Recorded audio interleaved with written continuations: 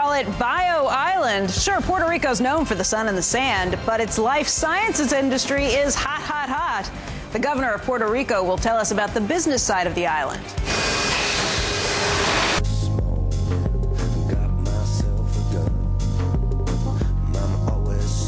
No better day to be getting this. Thank you, Steve. Also coming up this morning, BIOIsland. That's what some are calling Puerto Rico these days. The governor of the island will tell us why life sciences dominates sun and sand.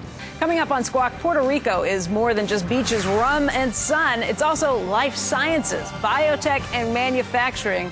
Puerto Rico's governor will tell us why his home, he thinks, should be called the BIOIsland. That's up next on Squawk Box. Well, Puerto Rico may be a hot destination for tourists with its nice sandy beaches, but that's not all this island has to offer. In fact, this island is commonly referred to as BIOIsland by its residents. Here now to talk about that and explain what they mean, we've got Puerto Rico's governor with us today, Anibal Acevedo Vila. Good morning, Governor, and thank you for being here today. And explain to us, what's this mean, BIOIsland? Why should we think of that when we think of Puerto Rico? Good morning, and thank you for the opportunity. Not too many people know that Puerto Rico is a manufacturing powerhouse of pharmaceutical products, and we have been like that for the last 20, 30 years, actually. Close to two-thirds of the most sold drugs in America are produced in Puerto Rico. Well, fewer people know that also we're becoming a biotech powerhouse. 5 years ago, Puerto Rico had only one biotech plant, orthobiologics. Now we have Ortho, Amgen, Eli Lilly, Becton & Dickinson, Abbott, and more are coming. Actually, today, 25% of the biologics output in the world are produced in Puerto Rico. That is an amazing... And that has happened only in the last 4 or 5 years. What happened over 4 years that suddenly made all of these companies say, wait, we have to be in Puerto Rico? Well, we were successful in terms of manufacturing pharmaceutical products.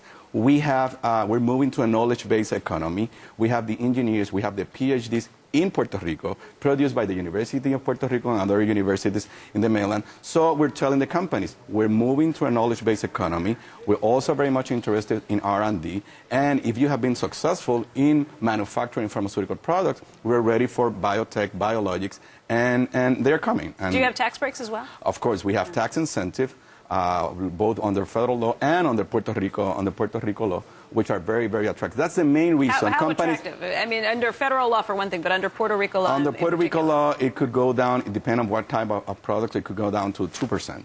And in that sense, we're competing with Singapore and with Ireland, and we're very successful in that sense. Have you been stealing business from Singapore and Ireland?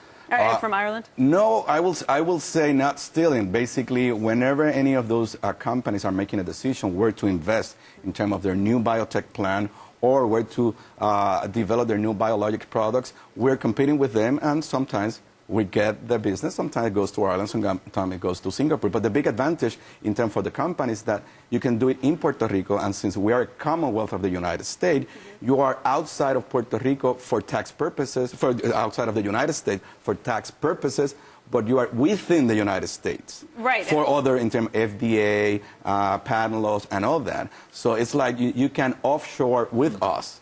You know, you can offshore with Puerto Rico, and at the same time be part of the United States. What about wages for your PhDs, for your highly educated people that you're talking about, your workforce there? Are wages similar to what they might make if they were in California, if they were in Texas? Well, you compare with California, probably are a little bit lower, but they're very good wages for the people of Puerto Rico. And then for those PhDs, engineers, it's a huge opportunity of getting good jobs in Puerto Rico instead of having to go to the mainland. For example, not too many people know that the University of Puerto Rico Engineering School graduates, in terms of numbers, is number 9th in the nation, graduating engineers.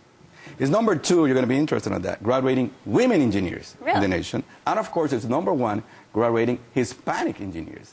And many of those engineers, every year, are hired by NASA to come up here and work for NASA. Now what we're telling the companies, not only in terms of biotech, but also we're pushing for aerospace, is, look, we can produce them. If you bring your production, your manufacturing production to Puerto Rico, you're going to have the PhDs and the people you need for that. And on top, up top of a good infrastructure, access to the U.S. market, and the tax incentives. Some good golf courses, but that's neither here nor there. Oh, that's also very important. But speaking of... and we're building more. Good. Keep it up. When you measure tourism. You probably can measure it almost to the penny. When we have a slowdown in the U.S., how quickly do you see it before the slowdown here, concurrent with the slowdown here, or gas prices in the U.S.? It all affects. Definitely, it all affects. Our economy is very tied to the U.S. economy, especially the eastern coast. What are you seeing now? But in terms of tourism, and this is maybe, it was part of your introduction, tourism only accounts for 7% of our GDP. Manufacturing is 42% People don't know that. of our GDP. We're also, and I have a plan in terms of increasing our share in terms of tourism. When I came to office 3 years ago, there was not even one 5-star hotel in Puerto Rico. Now we have like 3 on the way, St. Regis, W, and some others that probably are investing in Puerto Rico. But, you know, we're very, very, very connected in terms of the U.S. economy. But manufacturing is our most important sector. No kidding. You want to increase manufacturing more, or you want to increase tourism more, or both? Both. Both. We're ready for both. And service and export service. You want to increase everything? Of course, yeah. Okay. You know, economic development is the most important issue for me. And Puerto Rico is really ready for more. We're open for business. We have a business-friendly government, as you can see. And in that sense, I think that what we have accomplished in the pharmaceutical sectors, what we're accomplishing in terms of biotech right now, is a good example of what else we can accomplish in other areas. Right. Governor Acevedo Vila, thank you very much for coming by today. You're in New York for the Puerto Rican Day Parade. The Puerto Rican Parade next Sunday, yeah. All right. Well, thank you very much for stopping by. You're welcome to BIOIsland whenever you want to visit. All right. Thank you. We'll Not only the golf courses. But I can go on the golf course? You can go on the golf courses, and then I'll take you to some of the biotech plants.